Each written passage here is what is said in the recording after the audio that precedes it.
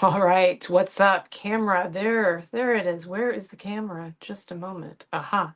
Hello, what's up? I have no idea if any of my technology is going to work tonight as it's supposed to. Absolutely no idea. If I had to bet, I would bet on it not working. I got a bunch of new stuff. I took some of it to Pennsylvania to the Manson concert and did those interviews. It didn't. There was still glitches and issues, and my microphone didn't work. But overall, my new iPhone Pro and my Rode mic and my lights and all of that, like things performed pretty well at the concert, outside the concert on that trip. But now that I'm back, like I've not had time to set up any kind of like a studio or a system or whatever, and so it's still like totally makeshift in here. So I probably the light maybe a little bit. It's a little bit too like sort of orangey or red or whatever in hue, and maybe a little bit bright in some ways. And then the microphone, I have no idea if it's working. I really don't. I know that the it was working when I did the video on Lindemann that I put out earlier today, except the gain was turned up a lot, and so I think I was able to turn that down. But anyway, I'm not going to talk about this anymore because this is boring, and I want to get to the point. But whatever the condition of the image and the sound is for you, I'm glad that you're here, and I hope that you get something out of this. You enjoy this tonight because we're going to talk about some crazy developments in the Rammstein Lindemann controversy that's been going on now for it's been a year, hasn't it? It has been a year, over a year. Because Crazy Shelby, she came out with her initial fuck Rammstein, it didn't foam allegations that were just in hindsight, like she walked away from. We'll talk about that in a moment. In hindsight, she walked away from those allegations almost as soon as she put them out there because they were such bullshit. And but anyway, but that was what was that May? Was that May a year ago that happened? So anyway, it's been a while. It has been a while.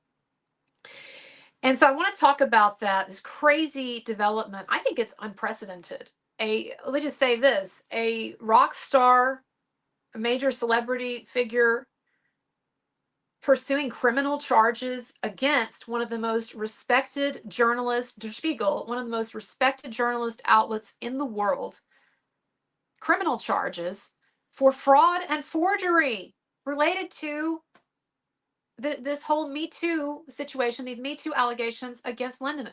And I'm going to say something in a little while about the media because I really believe that this is an unprecedented and incredible window into the current state of journalism today.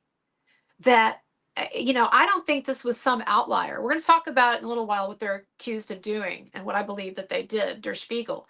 But I don't think this is an outlier. I think that this just shows you, and a lot of us already knew this, like how much journalism, doesn't matter if you're right or left or whatever, but how much journalism has deteriorated.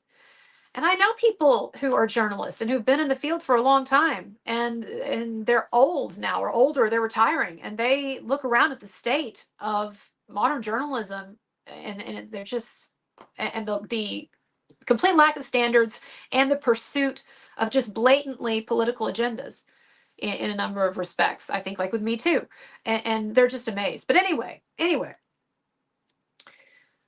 So I want to talk about this though, the Till Lindemann pursuing criminal charges against this highly esteemed, internationally recognized journalist entity. And then I want to talk about the background to that and what's this all about, because there were some things actually in the video that I put out earlier where I think I misstated some stuff, or I didn't really like. I've been catching up on this too, because I have people who keep me, and thank you to you, and I'll try to recognize you a little bit later. But I have people who keep me educated and informed about the twists and turns of this Rammstein Lindemann saga, because I don't speak German, don't read German. And of course, yeah, you can translate, you can do the Google Translate, but it's just much more difficult to keep up with it. And so I have people behind the scenes over DMs, thank God, who keep me up to date on this stuff. So I know that people have been telling me now for a while that Lindemann's side claimed, his lawyers claimed that there was something fishy about an affidavit, 2 affidavits that Der Spiegel, this journalist entity, presented in court in a dispute with Lindemann. And I'll talk about that later. But I know people have been telling me that this has been a thing for a while. But what's amazing here and what takes it up to the next level, and the reason that it's getting reported now in English speaking media, American media, all of the metal sites and everything. The reason why it's become a big deal is because he's actually pursuing, his lawyers are pursuing criminal charges against them. So this isn't just like a civil suit or whatever. I know you'll see on some of the articles about this that come up if you Google it, Till Lindemann suing Der Spiegel. No, as I understand it, it's not suing like a civil suit or like suing for defamation. These are criminal charges that he's pursuing.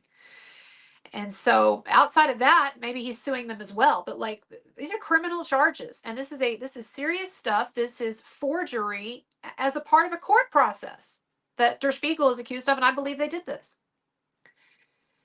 So we're going to talk about that in a minute. It's just really astounding and I think unprecedented for someone to go. Yes, of course, people have gone to war with the media before. I mean, Johnny Depp, right? He sued the tabloid The Sun over their terrible coverage of his divorce with Amber Heard, his relationship with Amber Heard, right?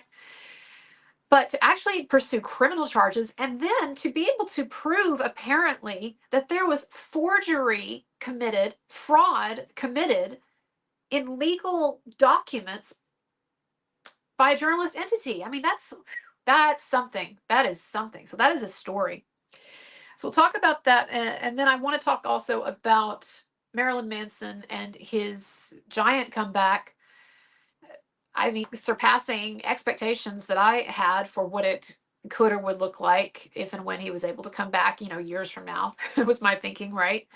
And so he is having a marvelous comeback. And I want to talk about that, obviously. And I want to talk about some of the defiance that he has shown as of late in subtle and then not even necessarily, not necessarily even subtle ways. And there was something that he was a quote that was attributed to him apparently at the most recent concert, one of the most recent concerts, where he said something about the last time they tried to cancel me, et cetera, et cetera. So we'll talk about that in a little while. But I basically just want to give you an update on how I feel about where Manson is at now.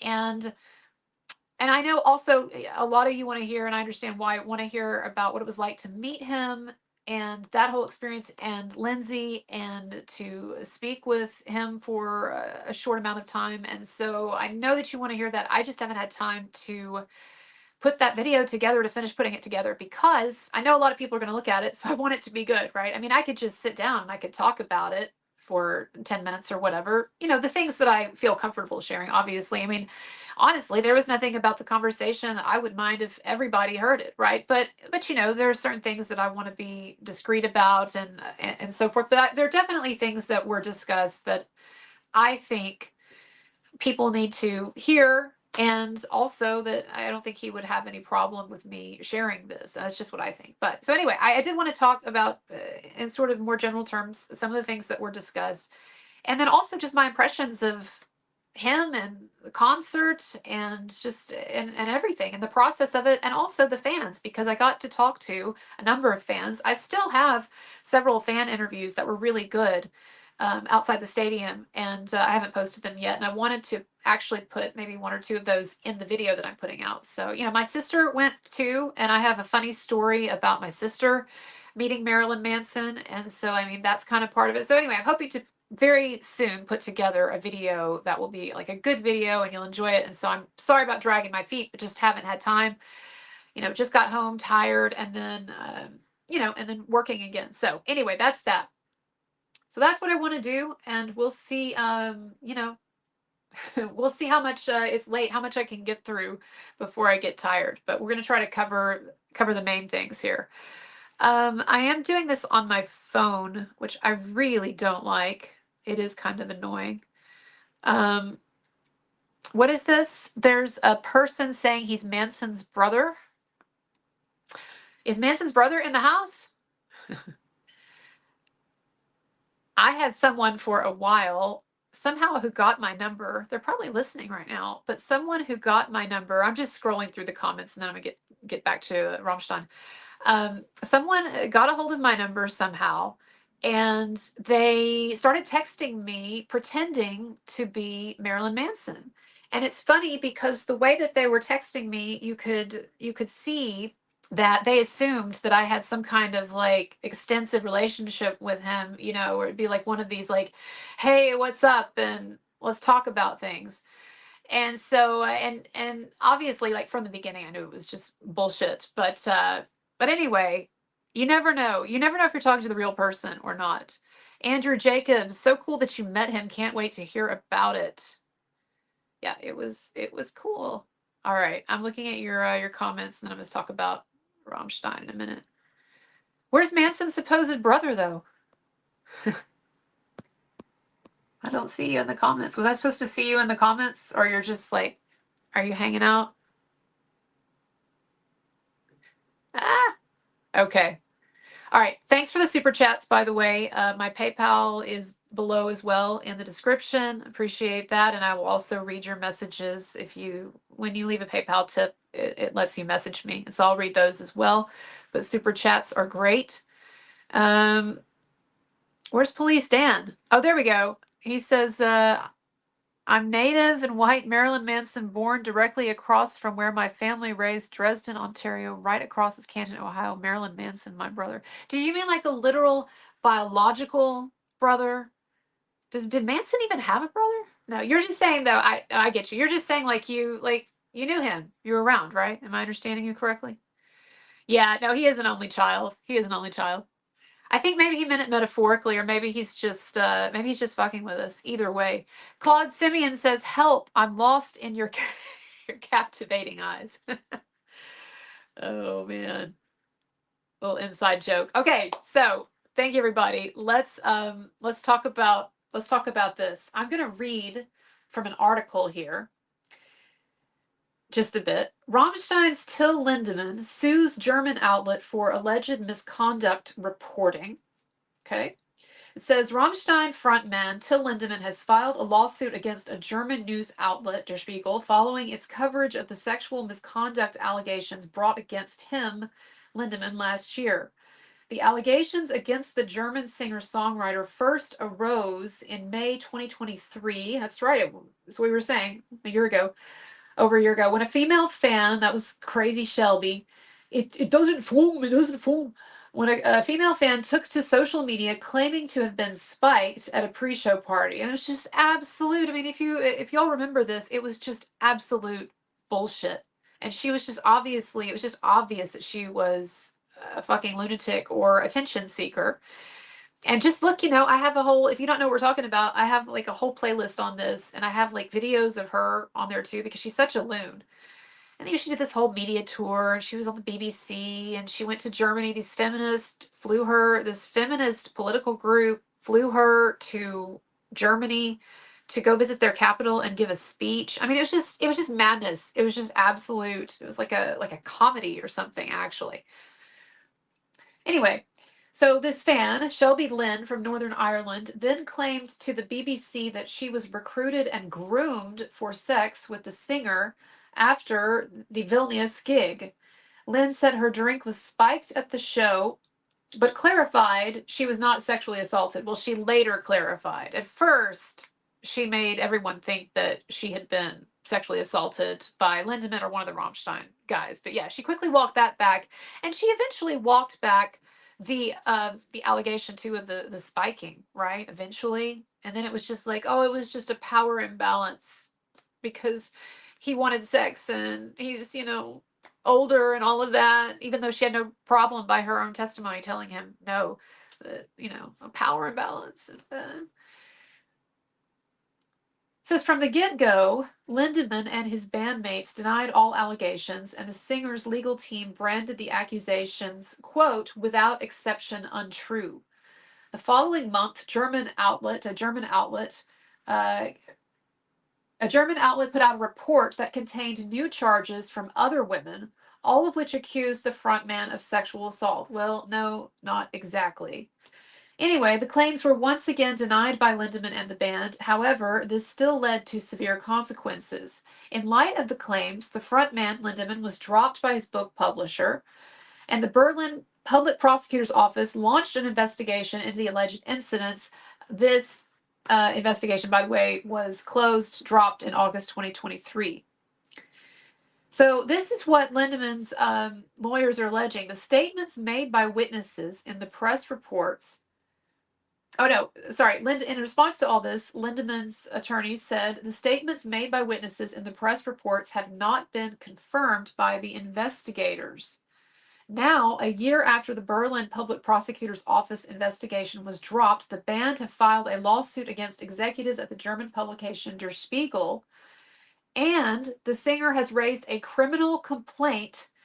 So there's a lawsuit, and then there's also this criminal complaint with the Hamburg Public Prosecutor's Office against Der Spiegel's executives, alleging that the publication's reporting included falsified documents and an attempt to commit trial fraud. Yeah, so criminal complaint by Till Lindemann and by his lawyers. And by the way, let me just say something else here. Schertz Bergman, I first heard about this law firm, I would say maybe a year and a half, 2 years ago, because they were defending Cristiano Ronaldo or whatever, the soccer guy. You know, they were defending him in some kind of MeToo lawsuit. And I don't have any opinion on any of that. I barely know who the guy is. He dated that really hot lady forever who then had a kid with Bradley Cooper. What's her name? Anyway. They defended him or represented him in some kind of lawsuit or situation, MeToo related. And I remember reading at the time that these guys were experts in MeToo type litigation.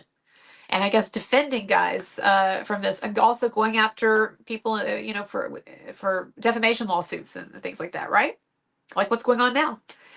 And so I already had heard about them, but then when Lindemann hired them, and I thought, wow, these guys, they're gonna fuck some shit up as much as possible. They're really tough and really aggressive, and they do believe in waging a war on multiple fronts. Now, it's pricey, and I totally understand why people wouldn't want to go this route if they didn't have to, because it's pricey as hell, and it's a testament to Lindemann's, I don't know, courage, his character, a sense of pride or bravery or something, that he is choosing to, of his own volition, spend a lot of his money on these lawyers to wage this war against the media, because they have been taking the media to court. Y'all, I don't know if you've been following this or not, but like every few weeks or every month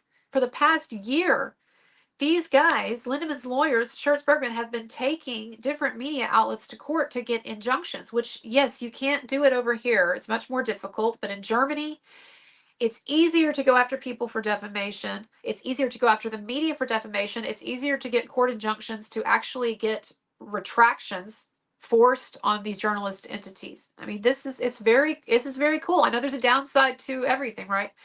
But it's very cool that Lindemann's lawyers and Lindemann are able to aggressively pursue something like this in the courts, but it costs a lot of money. It's a lot of money and psychological energy, frankly, I'm sure.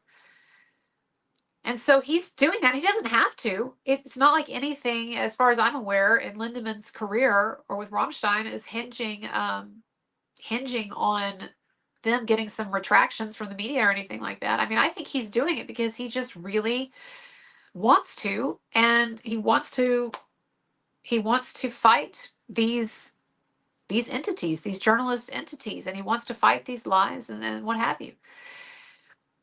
And so, I think we see, when we look, for instance, at Manson, who's been fighting powerfully in the legal system, in the avenues that are open to him, that are available to him, which are much fewer than what are available to Lindemann and the Germans. But it took a ton of balls and courage to sue Evan Rachel Wood and Ilma Gore. And because anytime anyone voluntarily steps into the legal system and voluntarily steps into an adversarial dynamic in the legal system, it takes courage and it takes a sense of commitment. Yes, of course, it sucks to get sued. Everybody knows that. But when you sue someone else or when you pursue some kind of legal action like Manson is pursuing against Evan Rachel Wood and Ilma Gore, and like Till Lindemann is pursuing against these various journalist outlets, to do that is a huge commitment, and you don't really know what you're stepping into, and you don't exactly know how things are going to go, and things can backfire and what have you, right? So it takes a lot of strength and a lot of courage. And I think just a sense of like, I've had enough. I'm not going to stand for this shit. If you're going to wage a war against me, the media, and you're going to tell lies and you're going to try to ruin me, and then on top of that, you're going to falsify and forge documents in a court proceeding. I mean, no, I'm not going to stand for it. So good for him. It's huge. It's a huge precedent, and I love to see it. And look, I'll say this about Marilyn Manson. I've said this before. And look, I know things are going so well for him, and so it's probably not even necessary to get into any more legal shit than he has to, or to, or to now start talking about his situation and the battle that he's been waging for years. Whatever. But Der Spiegel lied about him blatantly in their big hit job article, their cover story on Rammstein. A lot of you saw this. It's Till Lindemann, looking like scary on the cover, and it was like Der Fall Rammstein. And so anyway, but in that article, there was this lie, a complete, absolute lie. Everybody knows it's a lie. It's absurd. Never from anyone ever, accusers, friends, haters, whatever, have I ever heard this story as being true. It's complete bullshit. Der Spiegel asserted that Manson and Lindemann shared this kind of, and I don't want to even say her name because it was all lies. And in fact, she ended up getting a recognition from the Berlin prosecutor's office, as I remember, a special recognition stating that she was completely innocent. Basically, this is bullshit. But Spiegel asserting that Manson and Lindemann shared this sort of female madam that would sort of hook them up with different women, of age women, but different women. Never, ever has anyone ever asserted, in all the research that I've done about Marilyn Manson, asking around and talking to people, that there was any kind of relationship with this woman. She took a picture once at a concert because she went to a bunch of different rock stars' concerts and parties and things like that. Anyway, it's just all ridiculous. It's so fucking ridiculous. But here's the thing. Der Spiegel had that shit in their cover story, this big international cover story about Rammstein, and they stuck this stupid anecdote in there about Manson and this suspected relationship between Manson and Lindemann by way of this woman. It was complete bullshit. And they put this in there. If I were Manson, I would hire some lawyers. I would hire Schertz Bergman. Maybe they'd even give you a discount. But hire Schertz Bergman and fucking do whatever Lindemann's doing right now. You do it, because it's a German paper. You can sue them. You can do what Lindemann is doing. You do it to them too. I know it's not. I'm sure it's not the headspace that Manson is in, and he's doing so well, and he doesn't need to, and whatever. So I mean, this is just me like spinning out like fantasies. But I think it would be a cool couple of days of headlines to see that now Marilyn Manson, because Lindemann was already suing and Der Spiegel and bringing criminal charges against them, criminal complaints. And then Marilyn Manson like do it too. But it's so good for these people to be exposed, y'all, because they do not face consequences up until now. Other than that one Rolling Stone article that was so egregious that someone did actually end up, getting fired or sued or whatever. But in general, they don't face consequences for all the bullshit that they churn out. And so I just love the idea that occasionally someone says, fuck this shit. You're not going to say this. I'm taking you to court. And of course, he took them to court, and then that's when they faked the evidence. So let me get back to what's actually alleged here. I'm going to read my super chats. And I know nobody said anything, y'all are so nice, but my hair does look terrible. But I was at work all night, so it's either this or the ponytail. 'Cause I'm sure as hell not washing my hair to go on this stream. It's like that famous quote by Sylvia Plath, you know, the depressive who ended up killing herself. Killing herself. But there's a great quote about washing hair. Okay. Sorry, I know this is annoying. It's like an ASMR video. Marilyn Manson. Tell Lindemann. If you don't know what ASMR is, then you have no idea what I just did there. Did that put some of you to sleep though? Was that relaxing? I really do. I have an ASMR video I filmed that I was wanting to put out. It doesn't even have my head in it, right? But just kind of anonymous, that I was gonna try to put out at some point, but I just never have time. I still would like to do an ASMR channel. Okay, Jocelyn says you should go to the shows where there may be protesters, the California shows. I bet that would make great content. Oh, I'm totally with you there, Jocelyn. Unfortunately, I just don't have the bank account to follow Marilyn Manson across the continent, or even to go to the California show. I'm thinking about it. If it were not so close, then it would be more doable. And I probably could if I put my mind to it. But I guess it's going to be the Anaheim show. If there's going to be any protesting, it's that Anaheim show, right? Because he's not going to actually go to LA, as I understand it. And so I think that's why. Some of you may not know what we're talking about here, but there was some feminist activist. She doesn't even have much of a following, as far as I could see. But there was this feminist activist who announced today or yesterday that she is going to get a protest together, and she was calling other women to join her in a protest, but she was going to get a protest together outside of his Anaheim show. And so it was basically, and she was kind of like threatening him, sort of picking at him. She was like, "See you there, Brian. Yeah, see you there with your like 20 protesters. Look, honey, let me tell you something. By the way, let me tell you what's going to happen here, because I've already seen it with Rammstein. Because there were a bunch of feminist activists who got it in their heads that Till Lindemann was the devil, and they got these protests together, several different European cities, but the biggest one was in Berlin. They really thought they were like the Red Army faction or something. It was so funny. But they got these protests together, and they even had a mock burial of Till Lindemann, and you can go online and you can see there's the newly dug grave and the fake headstone and all of that, and it said Till Lindemann. And you had people walking around with the Kill Till shirts and signs or what have you, right? But let me tell you something. Those protests were fucking pathetic. They were pathetic, and people laughed at them. That's the only effect that they have. I guarantee you that the majority of people who saw those protests, whether it's video online or in person, they were laughing. They were laughing.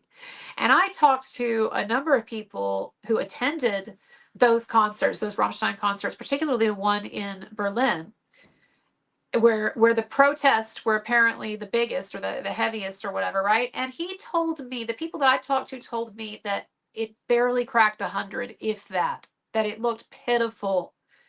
And I mean, I have video. Y'all check it out on my Rammstein. I'm always tripping over the name. My Rammstein playlist, I have some video from one of the protests, one of the big protests that took place. So you should go and check it out, because it was laughable.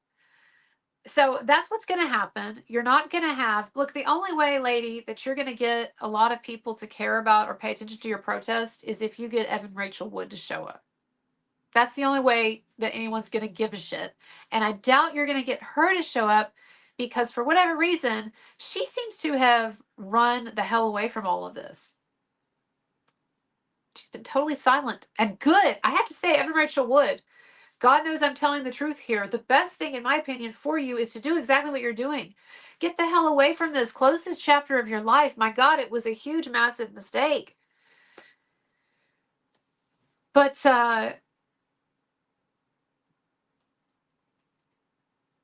Yeah, I don't know. It's late. I'm sorry. It is late and I'm tired. And so my brain is not working as well, but I just know that any protest is going to be a fucking disaster. Oh yeah, and so if you want people to show up, then yeah, you're just going to have to get Evan Rachel Wood, but I don't think she's going to do it. And somebody was sharing with me a theory the other day that they have about Evan Rachel Wood and why she has been so quiet in the wake of, I mean, really in the last 2 months. The last thing she did was that interview with that psychotherapist about narcissism, but that was like months ago. Someone told me that they think that she's actually under investigation by the FBI. They have no special information or reason to think that or what have you, but this person has been following this whole thing for years very carefully and is usually more up on things than I am. Sends me stuff. And they really think that she's under some kind of investigation now for the hoax. Rachel Wood, she faked that FBI letter and then turned it in a court proceeding, which gets me back to Rammstein. But let me look at my comments a little bit more here. Sorry. I'm terrible with my super chats. Yellow Umbrella Homebrew. This was one of the guys in the interviews that I did outside the stadium. I think you were the first interview. I think you were. But it was a good interview, and I'm glad that you made the cut. No, you had some cool stuff to say. I thought all the fan interviews were really good. Luz, please come to Cali, CK. I'm ready for counter protest. Bring it on. If I came, it wouldn't be to counter protest. It would be just to film and interact with these ridiculous people and just basically laugh at them in that way. And that's what my friends who went to the Rammstein thing and covered it, that's what they were doing. Yeah, they'll have like 50 people there, maybe. You're not gonna see hardly anyone showing up to protest Marilyn Manson on behalf of Evan Rachel Wood. Not gonna happen. All right, did I get all of them? I don't know how to read this thing. I hope I got all of them. I'll try to go back through again at the end and make sure that I did. Okay, so let me tell you what the hell is actually being alleged here in this criminal complaint. Okay, and by the way, you should follow Schertz Bergman if you're interested in this, because that's the law firm, and they regularly post. Yes, often in German, but also in English. They regularly post this stuff, these updates. Every time they get an injunction on behalf of Till Lindemann, or they seek an injunction, or they get a ruling, they post it. But this is on Twitter. And so anyway, this is basically, here's the deal, okay? Over the past year, Till Lindemann's lawyers have been pursuing injunction after injunction after injunction, or court action after court action after court action against various journalistic entities to get stories pulled, or to get them altered, at least to get some of the bullshit taken out, or to have things retracted. And so I'm serious, like every few weeks, it's happening all the time for like the last year. Lindemann's lawyers have been pursuing these different actions in the German courts, again, because it's much, much easier to do so. We don't really have that here. And so they've been doing this, and what happens then is when they get into one of these, how do I want to put it? When they seek court injunctions against these journalistic entities, then they actually get into a kind of a trial process, a trial, mediation, whatever you want to call it. But there's actually a ruling body, a judge, who then looks at the evidence and says, okay, this is defamation. You have to strike it, or you have to take this out, or you have to change it. So a judge is actually, there are judges who actually weigh these questions when someone like Lindemann or his lawyers raise an issue about journalistic errors or lies, and there's judges who weigh this stuff and issue rulings, right? Well, here's the thing. There's this kind of then trial process, this judicial process, in which evidence is presented from both sides. And so apparently what happened is Der Spiegel presented 2 affidavits from witnesses, from younger women, 20-something, I guess, women, friends of Shelby's, or people who were hanging around with Shelby the night that she came back to the hotel and that she ended up making this criminal complaint later in the morning or what have you. And so anyway, I don't want to get too much into the weeds, but there were these 2 affidavits that Der Spiegel submitted to the court, and honestly, I mean, the affidavits weren't anything in any way exculpatory toward Shelby or damning toward Lindemann. It didn't really support. It's not like it was that big of a deal anyway, because it didn't really support anything. But here's the significance. Lindemann's lawyers found where in these affidavits there were these weird discrepancies. For instance, the last sentence on a particular page, then you read to the next page or you turn the page, and it seemed like there were words or sections that had been taken out because the next part does not naturally follow from the sentence that was begun on the earlier page, right?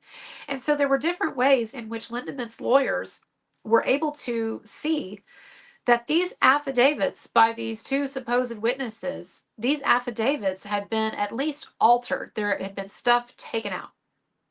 And, that's something that you're supposed to let the court know that. And they were passing it off as unaltered files, unaltered documents. This is exactly what the witnesses wrote. This is everything they wrote. Nothing taken away, nothing altered, right? But then they're taking stuff out.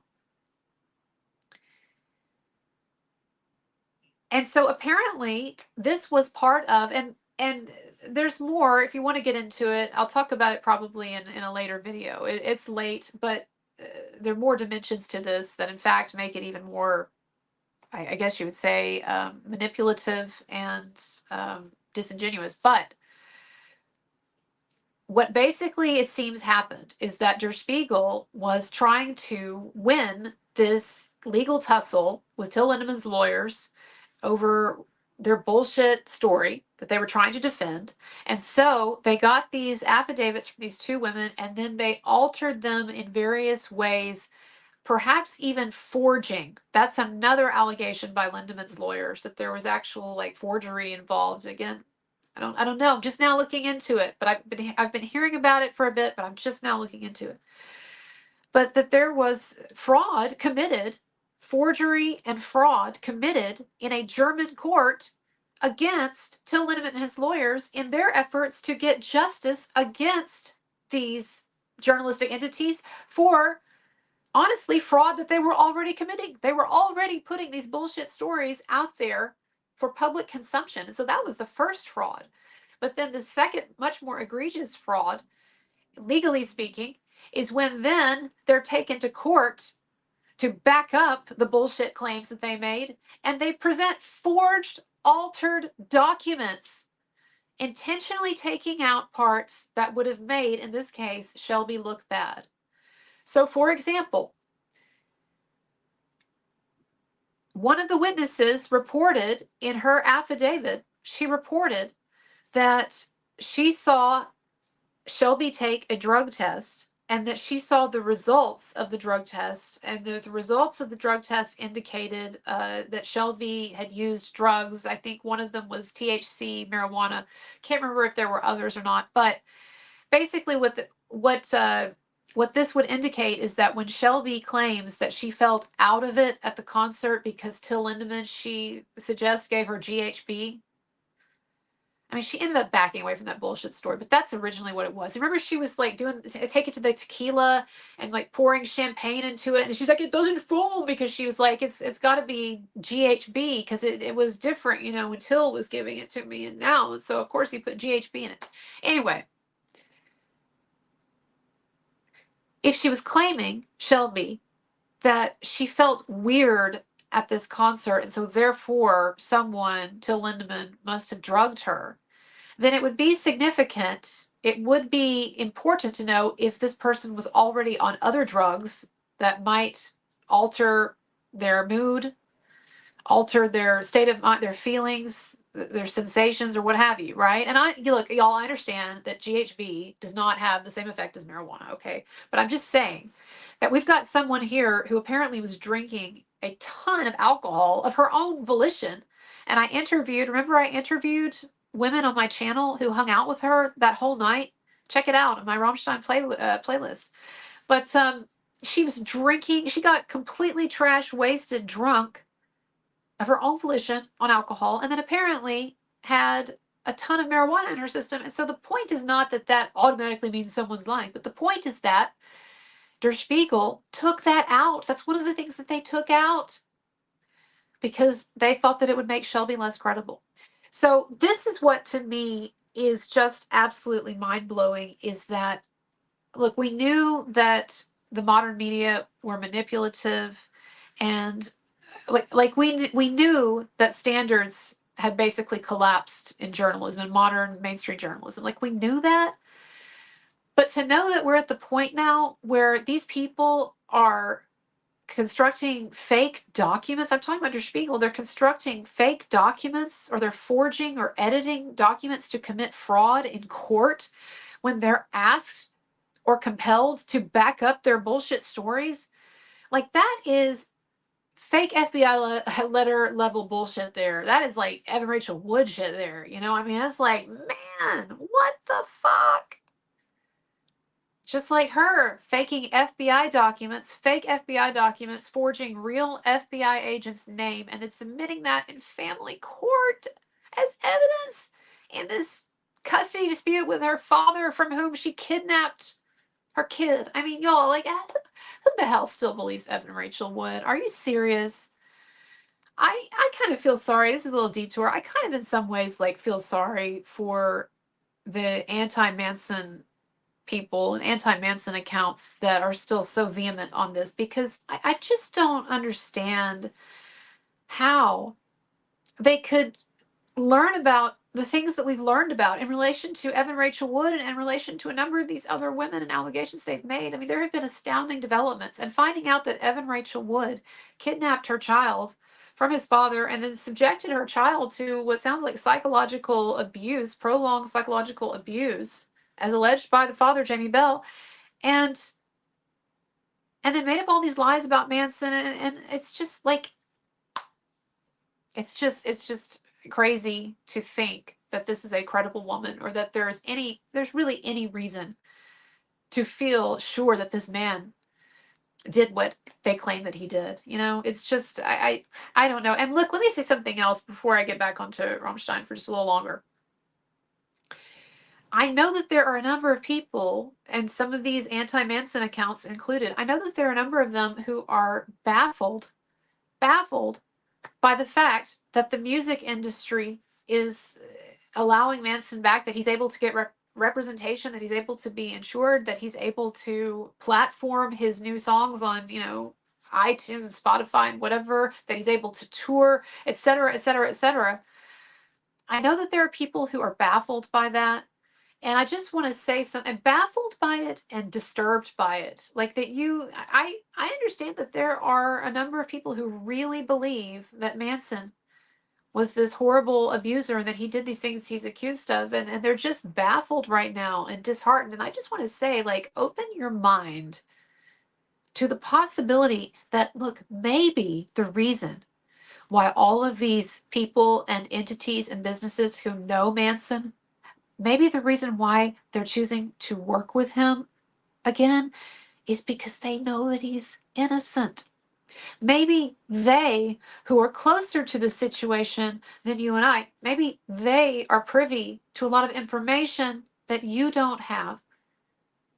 And maybe there are a lot of people in Hollywood and in the entertainment industry who have wised up to the fact, with every disclosure, crazy disclosure we get about Evan Rachel Wood and the others, that this is a scam, especially when, of course, one of the main accusers flipped and declared that it was all a hoax and she and the others were lying. I mean, how much more do you need to at least crack the mind a little and say, you know what? Maybe he's actually innocent. I would challenge you, seriously, I would challenge you, because I know a number of you are genuine in your beliefs about this man, but I really hate how my hair looks like right now. I would challenge you to seriously entertain the possibility that he is innocent, because I've seriously entertained the possibility that he's guilty. So I just wonder how many of you have seriously entertained the other possibility. And that's why I feel so secure about what I believe about Manson. And by the way, I just keep getting reinforced in that. And without getting into, at this point, talking about what it was like to meet him, I will just say that it is true what pretty much everyone seems to say who has met him, is that the persona is not who he is. Anyway, okay. What else? What else? What else? Luz says, I just want to meet you and rock out.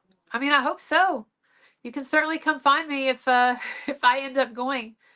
I'm going to be in Austin because that's closer to me, but I don't know. Maybe if these crazy, thank you, JJ Hyacinth. Maybe if these crazy protesters, you know, step it up.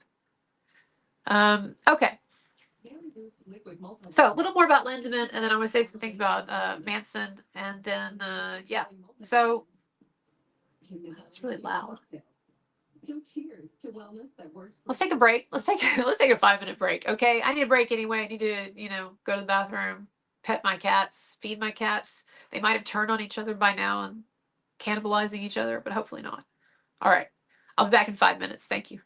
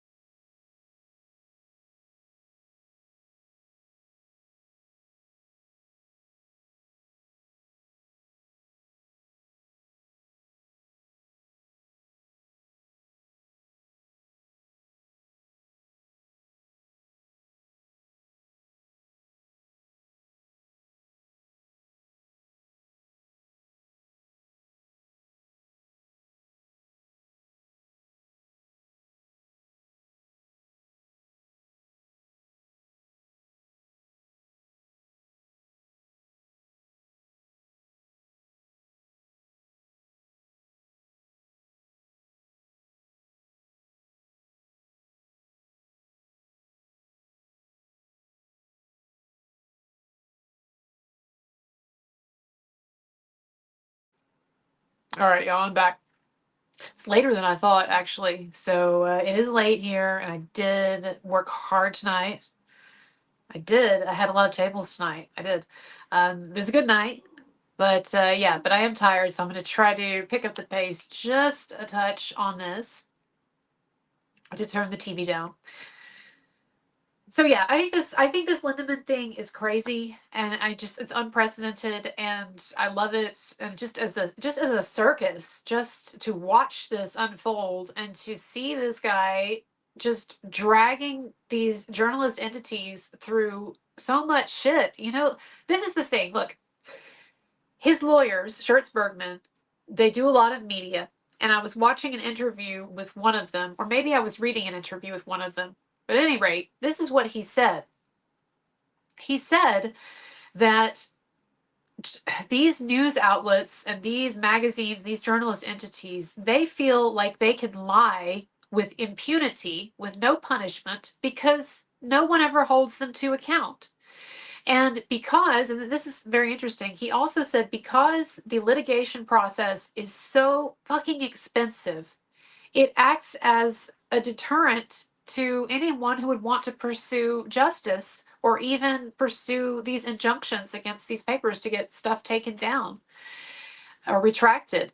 And he says that basically what happens is when a news outlet or entity is presented with a story that's very sensational or salacious, or that may even to them appear to be bullshit, but it's interesting, and they know that it'll get views, and he says that they go through this mental calculus, this process where they think to themselves, okay, can this person that we are lying about, can this person afford to take us to court? And 95% of the time that disqualifies almost everyone. Can they afford to? Will they be willing to? Will they want to go to that kind of expense and that kind of trouble? And yes, most of the time it's not, people are not going to, and it may not even be advantageous for them.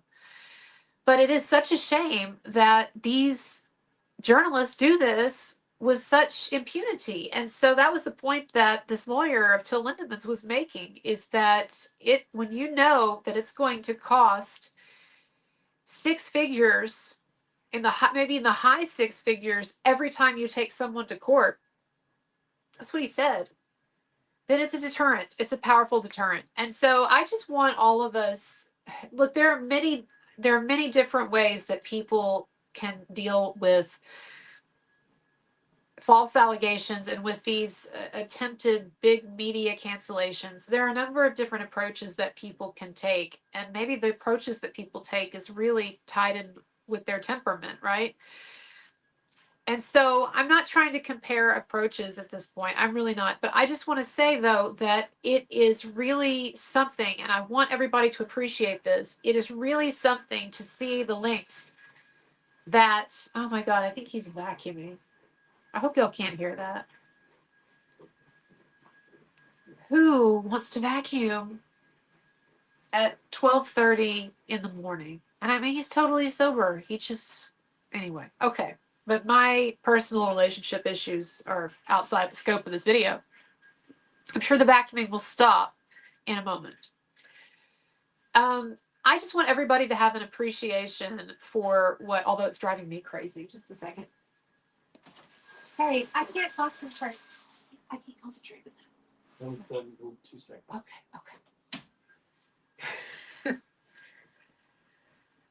These are things that you never it's always in like relationships, the things that you don't see coming. Like, it would never occur to me to have asked someone, like on a first date, like, at what time of the night, late night, do you like to vacuum? And is that something that you would be open to not doing? Never occurred to me to ask. Anyways, that's neither here nor there. I just want everybody to have respect for what a badass Till Lindemann is, and have a respect for his character, because he is doing all of this stuff. He's pursuing all of this litigation that's fucking expensive, and it isn't necessary. Like, he wasn't going to be canceled, or if he didn't do this, right? know his reasons. I never talked to him or anything like that, but I assume this is just like a point of like pride or bravery or a sense of reaching one's limit. I'm not going to stand for this. And if you were going to say all of this crazy bullshit about me, these false allegations, then yeah, I'm going to fight you. So I just want everybody to appreciate that, and that it takes a real particular character, strength of character to do that. And it also takes a strength of character to resist that impulse if it's not the right thing for one to do. And I recognize that. I have respect for that now that I didn't always have. More of a respect for patience as well. And I know there are a number of people who choose to go a different route in dealing with false allegations, the MeToo allegations, and I understand that. I do understand that. And I see the strategy in that. I see what you're getting at. But what Lindemann is doing, like it really is something. So I hope everybody recognizes that. Like it is really fucking impressive. And it is something that he doesn't have to do, and it's costing a lot of money. And he's got these badass cowboy lawyers. and yeah, they're taking names and tearing shit up. So it's good to see. It's good to see. So we will see what happens if these Der Spiegel, I mean, what a story. Der Spiegel executives found guilty of fraud and forgery in a court proceeding against Rockstar. It's a really good story. It is a really good story. So anyway, all right. Now, I think that Till Lindemann is leaving Rammstein. I think he's quitting the band. I don't have any, special information or whatever, but that poem that he wrote, or that writing that he released, y'all know what I'm talking about? And I mean, it's not just me. Like, there's a number of other people that I've seen, like fans speculating or what have you, right? So, it was announced like a week ago that Rammstein would be going on an indefinite hiatus. And I have to tell y'all, I did not like parts of that announcement.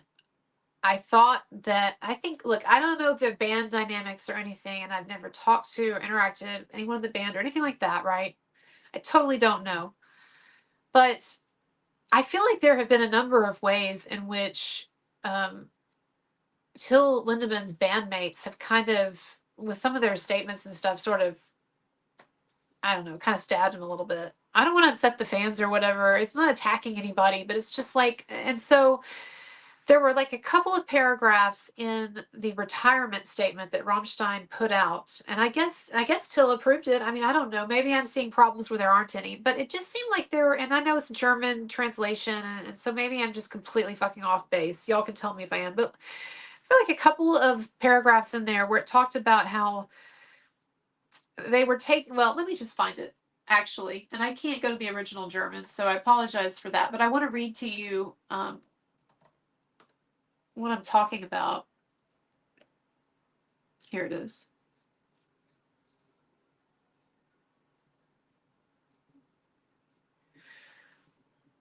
Okay, so, and again, this is English translation, but supposedly they wrote this, that the band is actively dealing with the allegations, and that it's an internal process that will accompany us for a long time.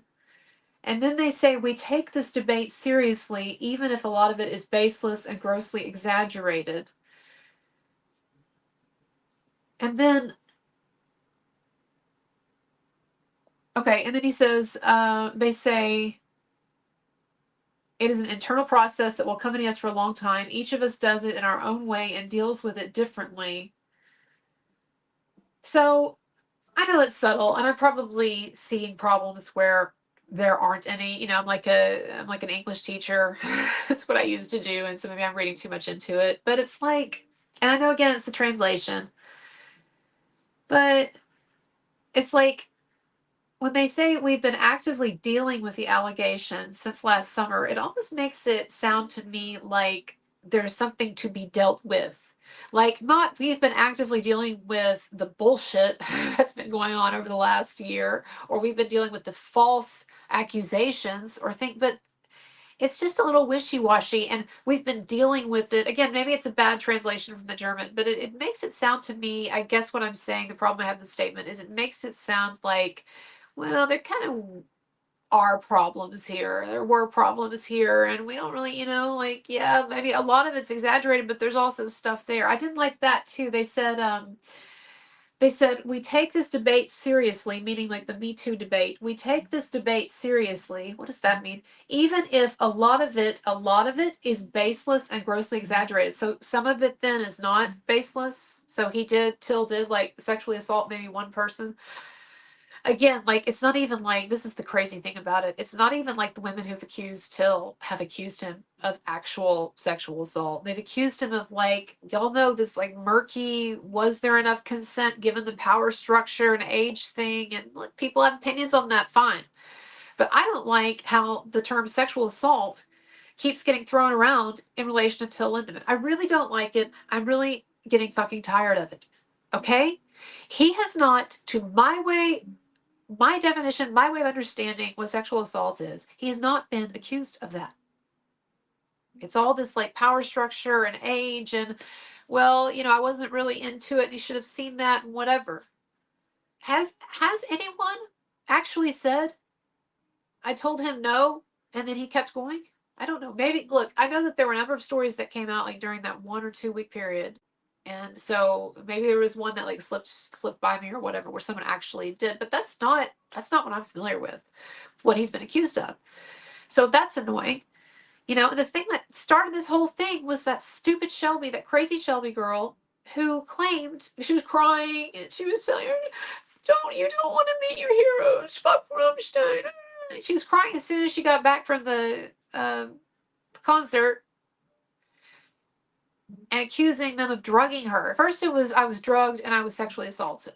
And then it was like, well, I wasn't sexually assaulted, but I was drugged by Till. Well, maybe not Till, maybe not anyone in the band. Maybe I wasn't even drugged.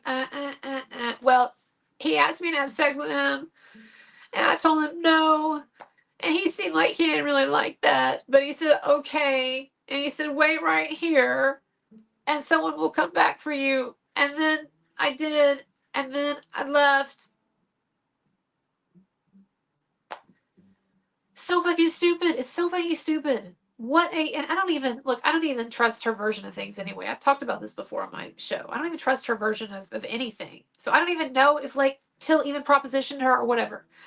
But I'm just saying, like, her story went from being this huge like mushroom cloud, atomic bomb shit of like, I was drugged and at a Rammstein concert by Rammstein by Till Lindemann. It went from that to then this like, well, he wanted to have sex with me and I said no, and he seemed annoyed, but then he let me go. Come on. Crazy. Anyways, I don't know where I was going with all that, but it has been a crazy chain of events. Oh, and I was talking about the band's response. So to me, y'all, yeah, if this is being translated, and you can let us know if you're German or speak German, you've read the original statement in the comments. Maybe it's just a bad translation, but to me, there are aspects of this statement that sound kind of wishy-washy and that I think to some degree are sort of like somewhat implicating toward Till, maybe. Not that I actually, like, I don't think that anyone in the band thinks that he assaulted or abused or whatever to anyone. And I'm sure his behavior is not really any different from other people in the band. But I think that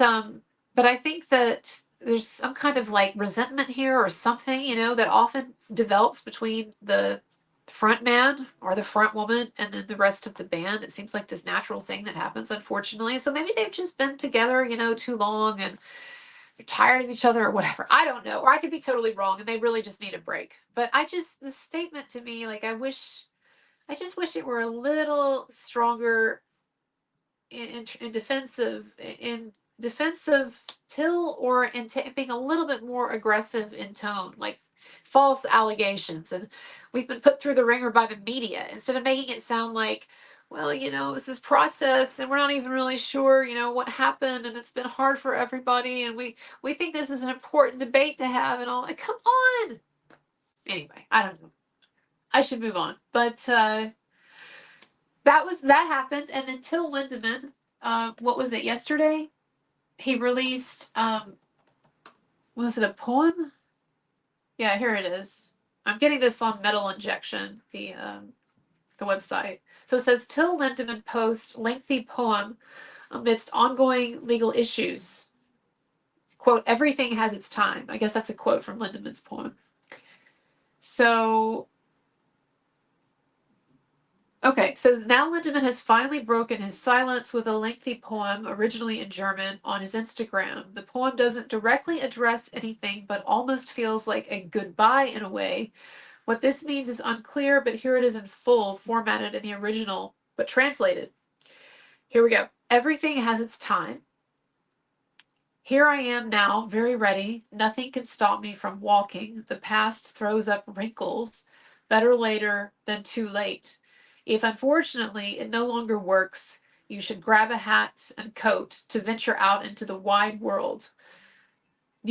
A new view, away from the old, look for new shores, smeared with guilt, fades into atonement. Need new colors, new stages. I don't ask for your understanding.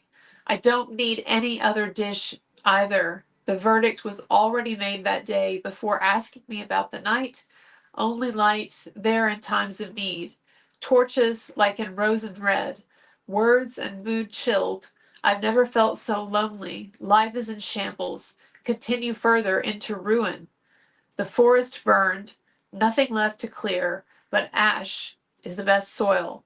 To get out of it, hopefully. I bow here with full thanks. So it's not easy to leave at all.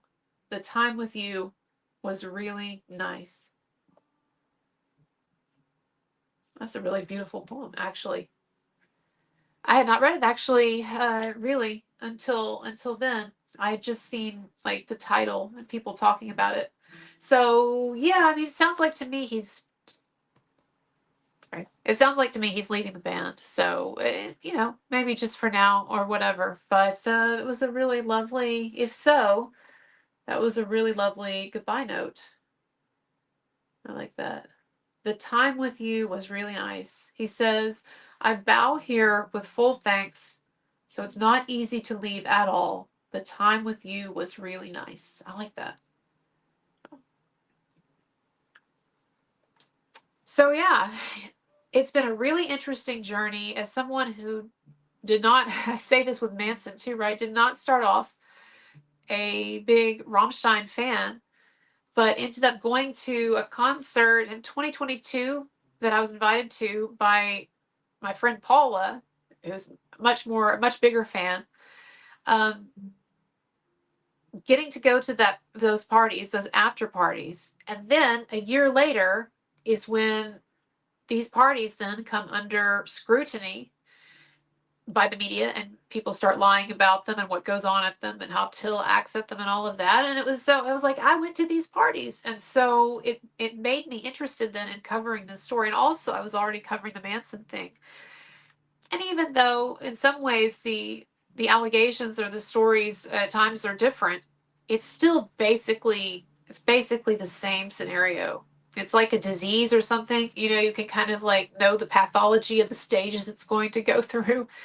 And it was interesting to see this happening with the Rammstein stuff. But they couldn't cancel Rammstein. They couldn't cancel Lindemann. Lindemann is coming to the United States in like a month, and he's going to perform end of September. He's kicking off his show end of September in San Antonio, Texas, and I'm totally going to be there. And then the next night, I'm going to go see Five Finger Death Punch and Manson perform again. I wanted to go a second time, so I can kind of like work out like the problems with my my equipment or my approach and get a feel for things. And so I wanted to do more interviews and just more interesting content in San Antonio.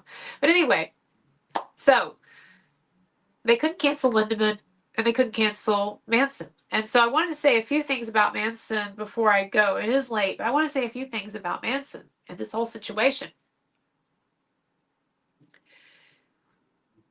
It really has been astounding to see the extent to which he has the floodgates now have opened in terms of people accepting him, and a lot of people feeling more comfortable coming out. I'm talking about, like, friends and associates and what have you, kind of stepping out more in support of him. And I don't say that with any kind of like judgment or condescension or derisiveness, but I'm just saying, like, it's interesting to see people feeling more confident in being associated with him.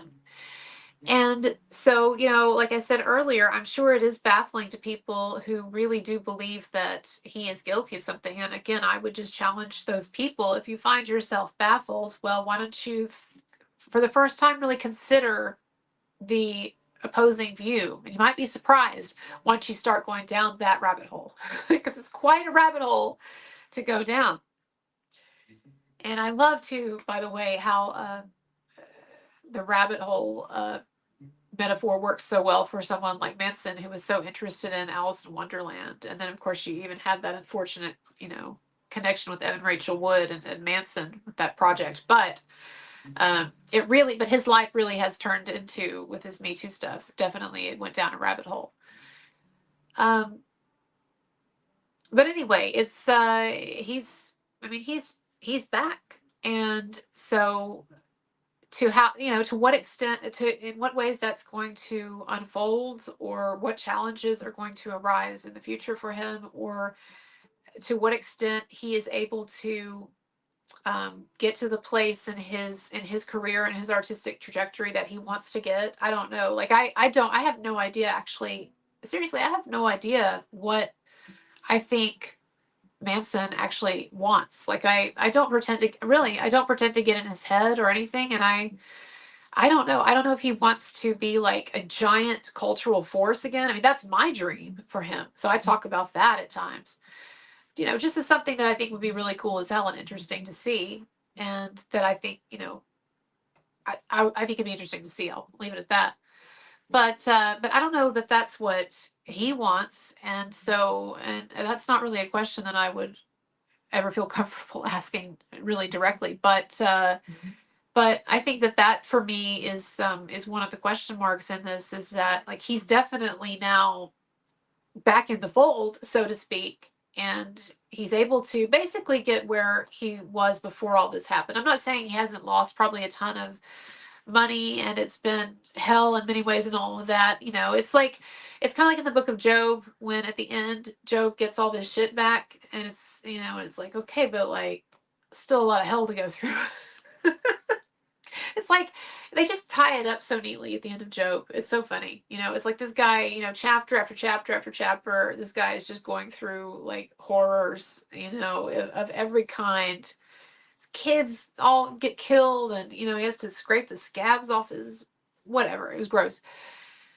And then at the end, it's like suddenly the story just kind of rushes along real fast. It's like, and God gave everything back to him, and he had no children. I don't know, just something about that. I mean, look, I know that it's a composite book and it wasn't written by any one person, and so people were always in the composition of these things, like, tacking shit on over the years. But I'm just saying, like, it's not a very satisfying. The end of the narrative of Job is not satisfying to me, is I guess what I want to say to you. So someone needs to fix that and make it a little better. Okay. Anyway, back to the Manson stuff. I guess, cut to the chase. I'm rambling because I'm really tired. I don't know. I actually have no idea what he wants, and maybe he is achieving now what he wants. And I don't say that in any way to criticize it or minimize it or anything like that. I mean, it's huge. Like, the guy's #1 on the rock metal chart. So I'm just saying, like, I just have no idea, actually, if he is doing now exactly what he wants to do, or if there's some like new venture or avenue or mode of expression or something else also that he wants to get into. So I don't know. It'll be interesting to see, and that's really the attitude that I'm taking with all of this, is that it does seem like now, like, he's broken free. I know he's still, got some lawsuits and shit going on. It's still very, very rough, I'm sure, but he's broken free. He can kind of take a breath now. And it's going to be interesting to see where he goes from here. Anyway, he came out on stage was it the show, was it the last show that he did, or the one before that? But he came out on stage and he said something to the effect of, the last time they tried to cancel me, I made the album Hollywood, right? And again, I'm so unknowledgeable about Manson lore and Manson's music, and so I don't even know the significance of that, except apparently that is an album that Manson fans just think, and a lot of people just think, is really amazing, and it was an amazing quote unquote comeback album or what have you. And so I think that a number of people are taking this as a kind of a defiant tone on Manson's part in a subtle way, but a kind of a defiant message to say things like this. Let me put it this way. I was talking about courage earlier when I was talking about Till Lindemann, and I also hope that we can all recognize. I also hope that we can all recognize the tremendous strength of character and force of ego. And I don't mean ego in a negative narcissistic way. I mean like the force of self, sense of self. That kind of character, I don't think that we appreciate the kind of character it takes to get hit with a giant fucking iceberg, so to speak, something that just completely tears your life apart in so many ways, and to get canceled like he was for a while, and to have the worst things that anyone could say about you being said about you by all these different people. To go through all of that and to be the man that they fear, and to have a kind of a scarlet letter, and to be looked upon for a time, especially as people they didn't know what was going on, they just went along with the media narrative at the time, but to be looked upon as like this scourge, this subhuman, to go from what he used to be, this celebrity who was respected, even if some people didn't like his shtick or whatever, or protested him, but to go from this, like, someone who was celebrated as a successful artist and a celebrity, whatever that's worth, but high up in the social strata, the artistic strata, and very well respected, and then to have this Me Too thing hit him like this and just completely level, and in so many ways causing some kind of a, maybe like an ego death, but now the strength of character to say to oneself, no, I'm not just going to lay low and feel sorry for myself, or I'm not going to use this as an excuse to just give up and say, okay, well, my career is over or whatever. And I'm not going to try to quietly, slowly crawl my way back. I'm going to, behind the scenes, I'm going to amass a giant fucking army. Metaphorically speaking, I'm going to amass a giant fucking army. And I'm going to do it quietly and stealthily and behind the curtain, so to speak. Yes, suing my accusers, fighting in the ways in which it's smart to do so. But I'm going to, beyond the view of all of you, at night, when everyone's sleeping, I'm going to sneak in this giant fucking army, and then one day you're going to wake up and your camp's going to be overrun. And that is what really I feel like has been happening lately, with victory after victory that Manson is getting in the practical professional world, the music industry, the entertainment industry, and then there's the legal world and the things that are going on there. But professionally, he is back. And one day everybody woke up, one day people went to bed and they thought Marilyn Manson, he's still canceled and he's still finished. And then they woke up August 2nd or whenever it was, and they woke up and suddenly new music video, new single. Oh yeah, by the way, did you forget? New concerts, adding headlinings all the time, just added an entire new headlining slate in Europe that is selling out now. And all the time, people couldn't see it because it was being done stealthily. But one day everybody woke up and look, bam, this guy was fucking back. I think that's really interesting. And it certainly takes a particular kind of character to pull that off and to aspire to that, because a lot of people would have just wanted to just slink away, just wanted to check out indefinitely, or just wanted to try to kind of just crawl back. Well, maybe someone will let me play something somewhere. Something, right? But no, this guy's fucking back. So whatever it took to make that happen, management, Manson himself, whatever, a number of supportive people apparently behind the scenes, God bless you. It's very admirable, and my hat's off to you, truly.